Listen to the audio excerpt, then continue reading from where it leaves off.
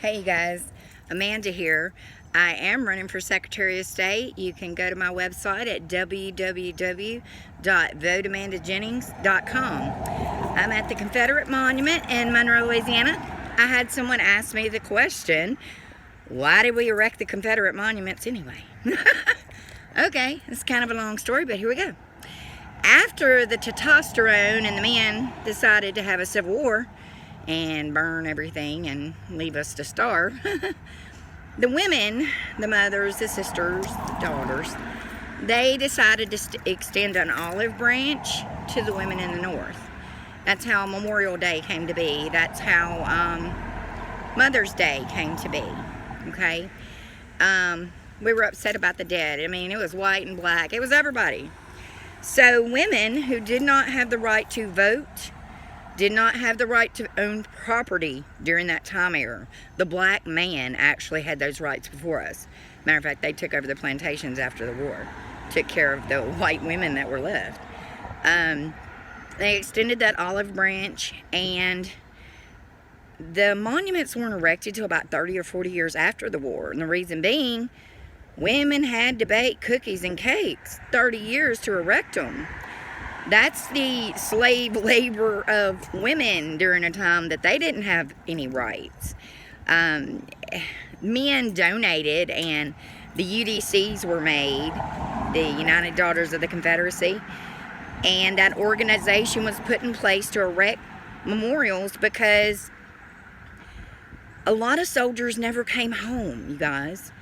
And if there was a Confederate monument in that area where the men showed up, they could go to that monument. The weak and weary gathered there. That's why they were around courthouses. That's why they were in prominent places, because that soldier could go to that UDC and there was a connection, okay, in other states.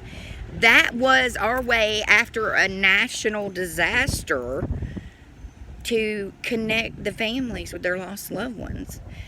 The stones were gray because white and black were lost. I mean, people were defending their homes, their country.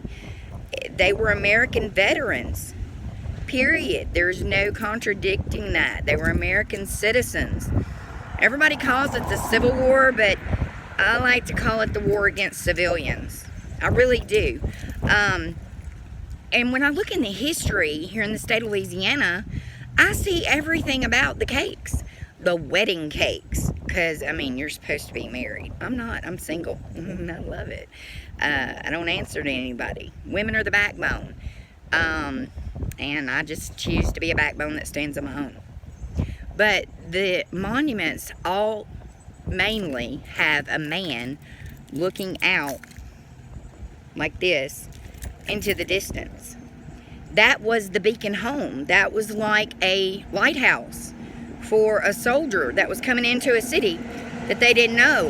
And they would go to that monument and they could possibly get back connected to their family if they were still alive, if they still had anything, you know, to go home to.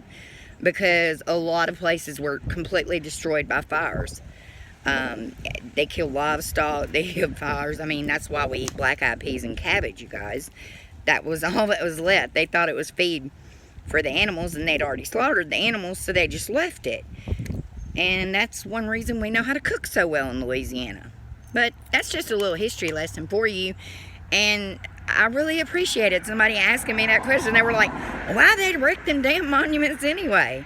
Well, there was a reason, and I looked into it to figure it out.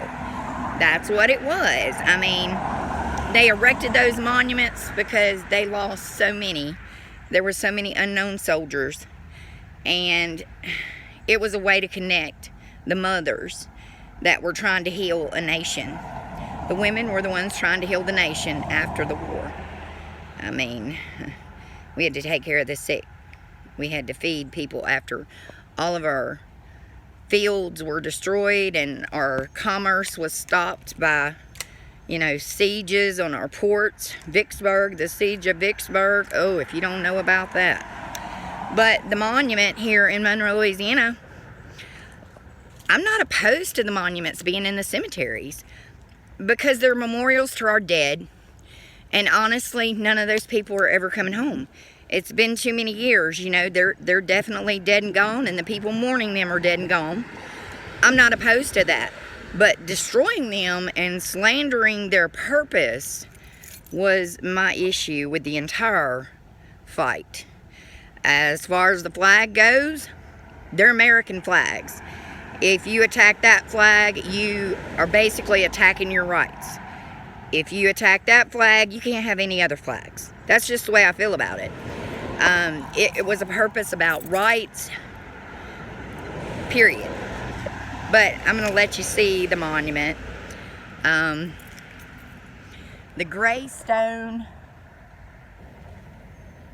is for all colors. The man looking off into the distance is for the ones that never came home. This one is specific to the memory of the Confederate soldiers buried in this cemetery, 1896. The sword's been damaged. It's in a cemetery. Somebody I see took a chunk out of it up there on the side.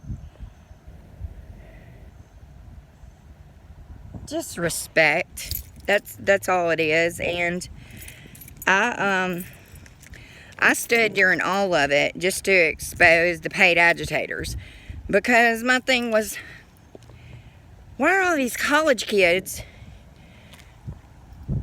attacking a monument to our dead? Why would they do that? You know, why are they attacking a flag that had absolutely nothing to do with slavery?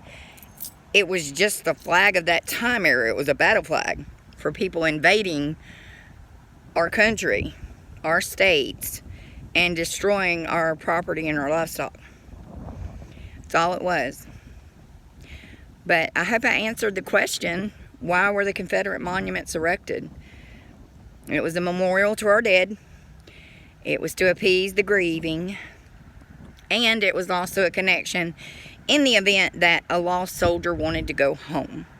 That would mean all those women were connected. One UDC would contact a woman in another UDC, and they would contact another woman. It was like a telegraph full of women. And I'm going to tell you something, women can talk. We will get the word out if we need to. So, I hope that helps, and I hope you enjoyed your little history lesson on the Confederacy.